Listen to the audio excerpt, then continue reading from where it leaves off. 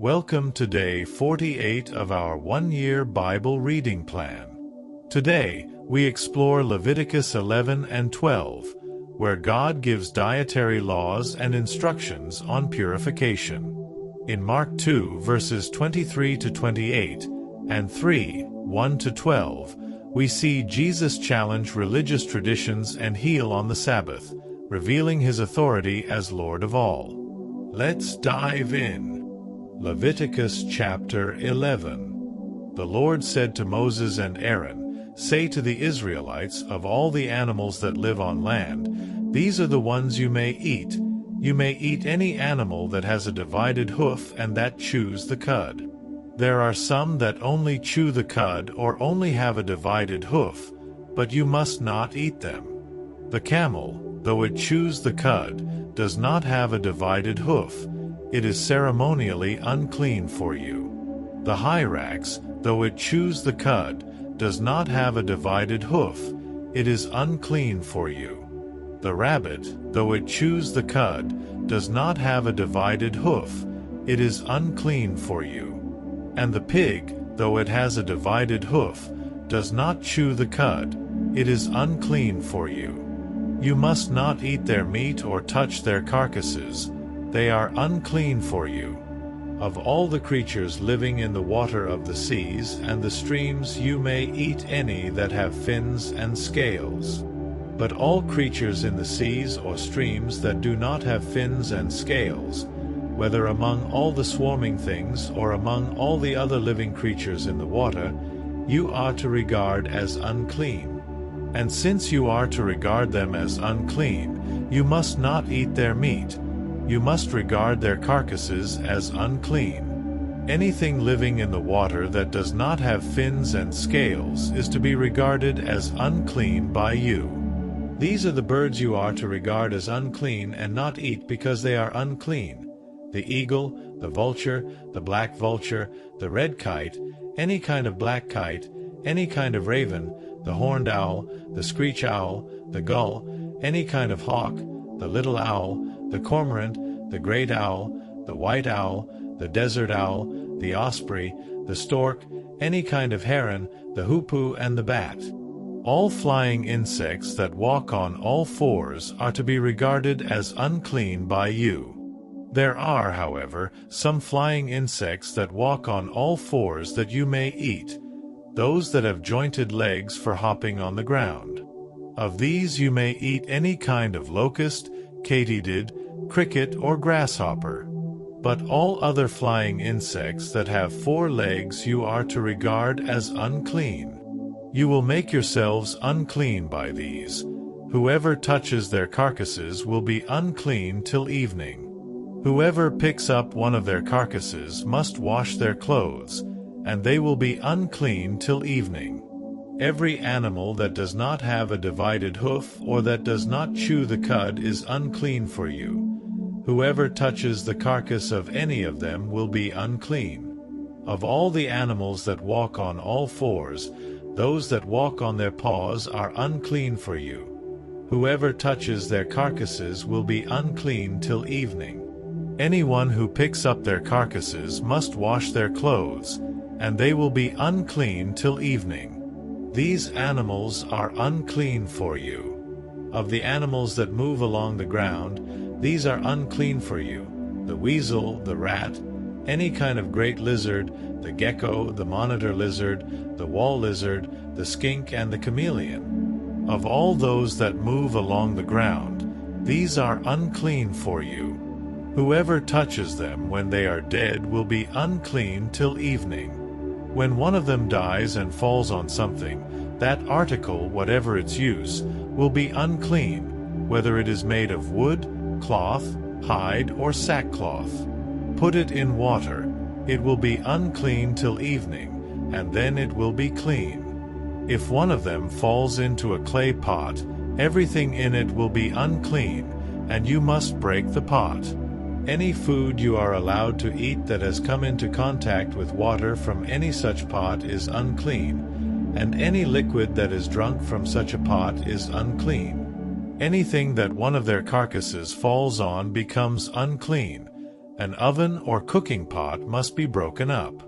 They are unclean, and you are to regard them as unclean. A spring, however, or a cistern for collecting water remains clean, but anyone who touches one of these carcasses is unclean. If a carcass falls on any seeds that are to be planted, they remain clean. But if water has been put on the seed and a carcass falls on it, it is unclean for you.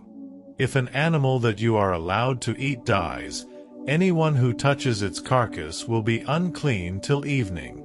Anyone who eats some of its carcass must wash their clothes, and they will be unclean till evening.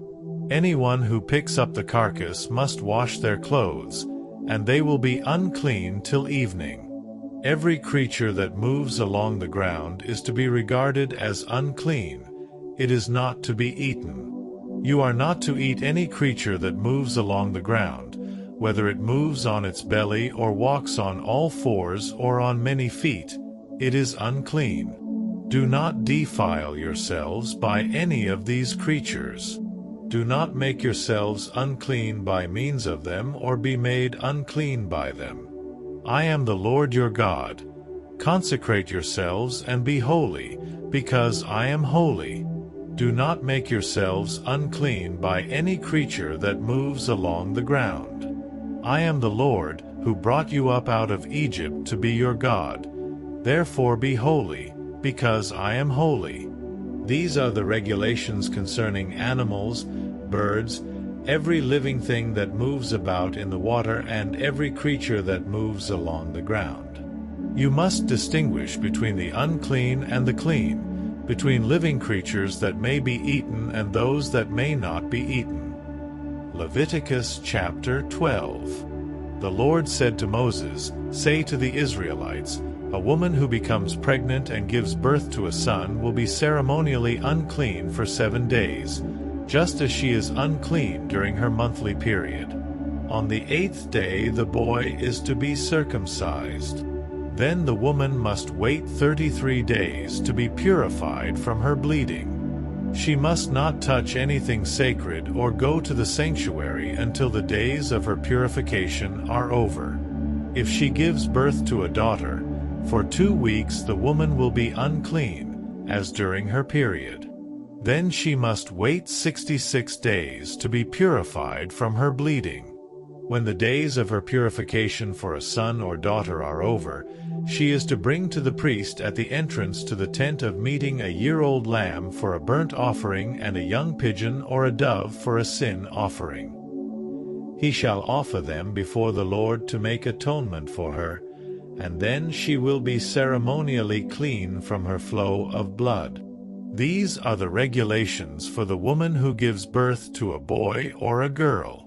But if she cannot afford a lamb, she is to bring 2 doves or 2 young pigeons, one for a burnt offering and the other for a sin offering.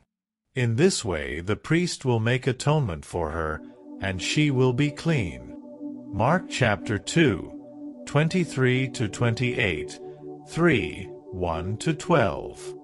One Sabbath, Jesus was going through the grain fields, and as his disciples walked along, they began to pick some heads of grain.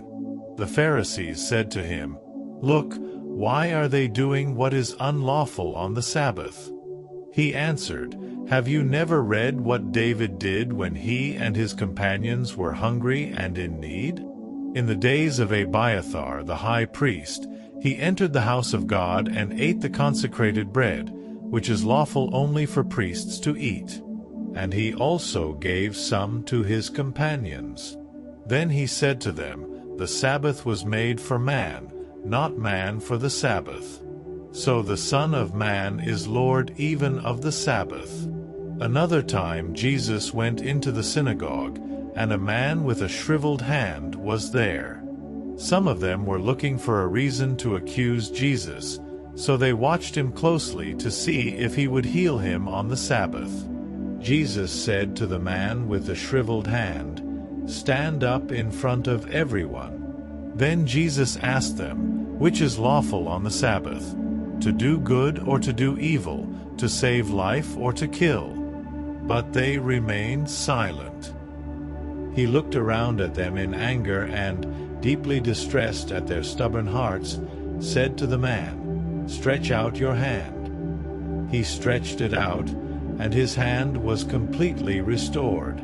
Then the Pharisees went out and began to plot with the Herodians how they might kill Jesus.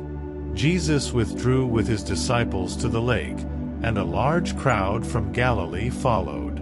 When they heard about all he was doing, many people came to him from Judea, Jerusalem, Idumea, and the regions across the Jordan and around Tyre and Sidon. Because of the crowd, he told his disciples to have a small boat ready for him, to keep the people from crowding him. For he had healed many, so that those with diseases were pushing forward to touch him. Whenever the impure spirits saw him, they fell down before him and cried out, "You are the Son of God." But he gave them strict orders not to tell others about him. Thank you for joining today's Bible reading. What stood out to you?